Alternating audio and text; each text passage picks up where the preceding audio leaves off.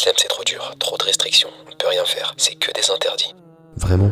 Tu penses qu'Allah a besoin de tes privations? Laisse-moi t'expliquer pourquoi chaque haram est en réalité un cadeau pour toi. Quand tu achètes une voiture, le constructeur te donne un manuel et il te dit « Ne mets pas de l'eau dans le réservoir, mets du carburant ». Est-ce que tu plains que le constructeur limite ta liberté? Non, tu sais que s'il te dit ça, c'est pour que ton moteur n'explose pas. Allah est ton créateur, il connaît la mécanique de ton cœur et de ton cerveau mieux que toi-même. S'il te dit ne fais pas ça, ce n'est pas pour te priver d'un plaisir, c'est parce qu'il sait que ce plaisir contient un poison qui va paralyser ta vie à long terme. Regarde autour de toi, on nous vend la liberté totale, mais on n'a jamais eu autant de dépression, de cœur brisé et de solitude. Quand l'islam t'interdit, il ne veut pas t'empêcher de t'amuser. Il protège ta santé mentale et ta dignité pour que tu ne finisses pas par faire des choses que tu regretteras toute ta vie. Quand il t'impose une pudeur ou une distance avec le sexe opposé, il ne veut pas te frustrer, il protège la valeur de ton cœur pour que tu ne deviennes pas une simple marchandise consommable qu'on jette après usage. L'interdiction, c'est l'armure qui empêche le monde de te blesser. Réfléchis une seconde. Si tu pries, si tu ne bois pas, si tu restes chaste, est-ce que Allah y gagne quelque chose? Non. Il n'a besoin de rien. Est-ce que ça profite au prophète? Non plus. Toutes ces règles ont un seul et unique bénéficiaire, toi. L'islam ne t'interdit pas les choses pour te punir, mais pour éviter de te briser.